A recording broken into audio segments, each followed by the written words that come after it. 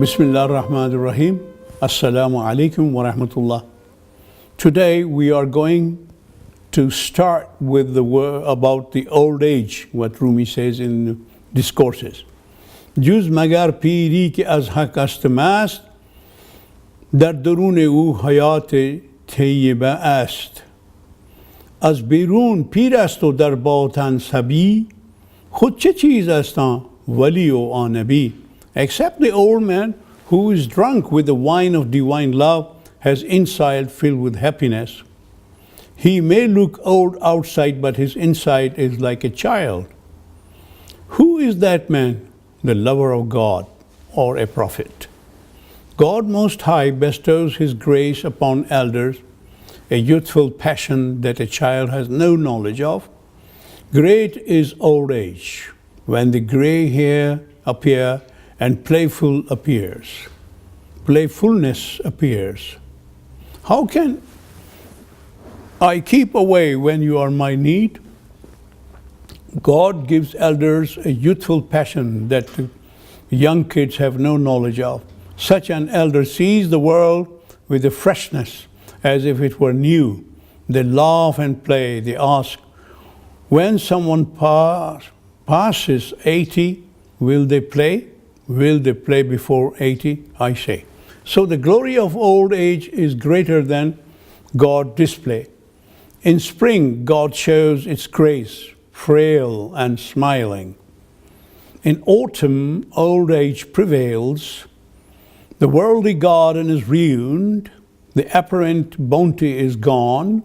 How can I keep away when you are my need? Search for true love. Wherever you are, no matter what may happen, always strive to be a lover, a passionate lover. Once love has become your property, you will be a lover eternally. In the grave, at the resurrection, or in the paradise. Forever and ever. When you have sown wheat, wheat will surely grow. Stalks of wheat will fill the shed, and loaves of wheat will fill the oven. God is always near you. Every thought and idea you conceive, there is God.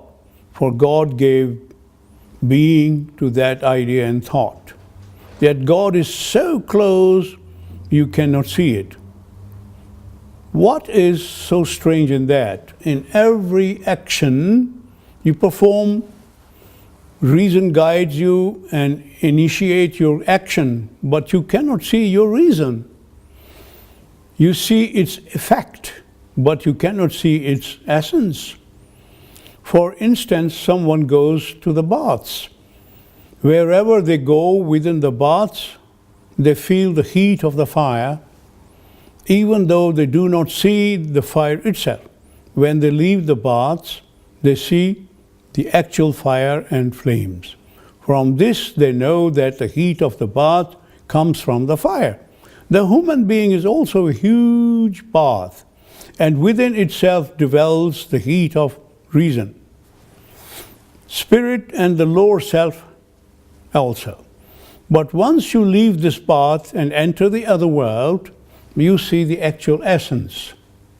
Then you know that intelligence comes through the glow of reason, that fallacies and pretenses radiate from the lower self of the impulse of life itself is the result of spirit. You can clearly see the essence of all three, but as long as you are in the bath, they are invisible to you.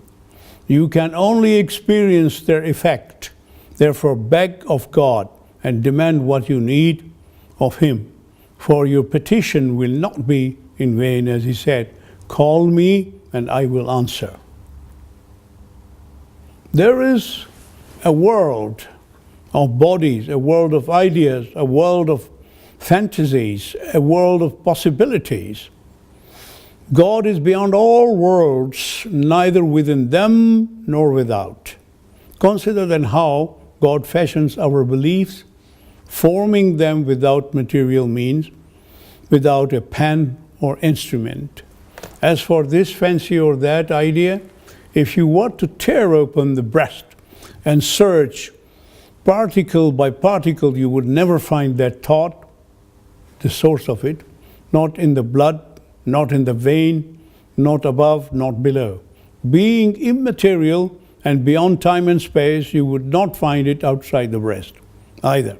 Since God's mark is so subtle as to be without trace, consider how subtle and without trace God himself is.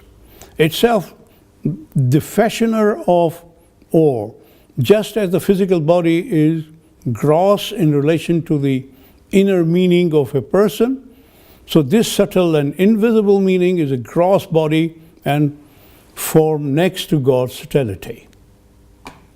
A story told by Shams Tabrizi, which Rumi puts in discourses. A great caravan was on its way to a distant city. Along the way, they found a certain place with no sign of habitation or water. Suddenly, they came upon a well with no bucket. So they took a kettle and some rope and lowered this kettle into the well. They drew up the rope, but the kettle broke away and was cut off. They sent down another, but broke away too. After that, they tied people from the caravan with the rope and lowered them down into the well, but they disappeared as well. Now there was a man of great heart and wisdom. He said, I will go down. They lowered him down. He was nearly to the bottom of the well. Then a terrible black creature suddenly appeared. I will never escape, the man thought, but at least let me keep my temper and not lose my senses so that I can see what is going to happen. Don't make a long story of it, the black creature said. You are my prisoner. You won't escape unless you give me the right answer. Nothing else will save you. Ask on, said the man. Where is the best place to live? The creature asked. I am a prisoner and helpless, the man reflected. If I say Baghdad or some other place, I might insult his own hometown. Then he spoke aloud. The best place to live is wherever we feel at home and have loving friends. If that is in the depth of the earth, then that's the best place. If it is in a mouse hole, then that's the best place. Well said. Well, cried the creature. You have escaped. You are one in a million. Now I have let you go and set free the others on account of your blessings. From this time forward, I shall do no harm to anyone. And then he gave the people of the caravan water to satisfy their needs. Actually, the place is the best place where a friend is. It means wherever God is, you are a happy man. About the Holy Quran, I am amazed by those who know the Quran by heart, yet understand nothing of the spiritual states of the Sufis. As the Quran states, and do not obey every being swearer, of the words of the swearer all the time. Look at the slanderers when they read this. They are exactly the one who will say, do not listen to so and so, no matter what they are. They say, for they will act the same way against you. Backbiter, going about with slander, hinderer of good. The Quran is indeed a marvelous magician. It speaks clearly to the ears of the hinderers so that they understand, but not one whit wiser. They don't even catch an inlink of the Quran's true delights. God has set a seal on their hearts. How wonderfully gracious God is, sets a seal on those who listen and do not understand, argue and yet learn nothing. God is gracious, His wrath is gracious, and even its law is gracious. Our imagination and heart is like a vestibule. Thoughts first enter the vestibule, then they move into the house. This whole world is like one house, and every image that lodges in our deepest thought must appear and become visible in the house. For instance, this house in which we are seated, the form of it first becomes visible in the heart of an architect. Then this house comes into being. Imagination, daydreams, and thoughts are the vestibule of this house. Whatever you see entering the vestibule, know that one day it will become visible in the house. All these things, good and evil alike, that you see in the world today, all first appeared in the vestibule before becoming visible here. When God wishes to produce rare and wonderful things in the world, orchards, gardens, meadows, and sciences, in first implants the desire and demand for them in our inward hearts is born. And so everything you see in this world existed first in the inner world was. For instance, what you see in the dew also exists in the ocean, for this dew is from that ocean. In the same way, this creation of heaven and earth and all the other marvels, God implanted the desire of these in the spirits of the ancients, and so the world came into being accordingly. No matter where you are and what condition in which condition you are, love of God, love full of patience, love Him. Once you are in love, you will attain eternity. This eternity will be with you in the grave, on the day of resurrection, or paradise. When you have sown wheat, certainly you will get its crop. Your depot will be filled, and ovens will have a lot of bread. And Rumi continues, trust in God. God is always near to you. Every thought and idea you conceive, there is God. For God gave being to that idea and thought. Yet God is so close you cannot see it. What is so strange in that? In every act you perform, reason guides you and initiates your action, puts you, but you cannot see your reason. You see its effect, but you cannot see its essence. For instance, someone goes to the bath. Wherever they go within the bath, they feel the heat of the fire, even though they do not see the fire itself.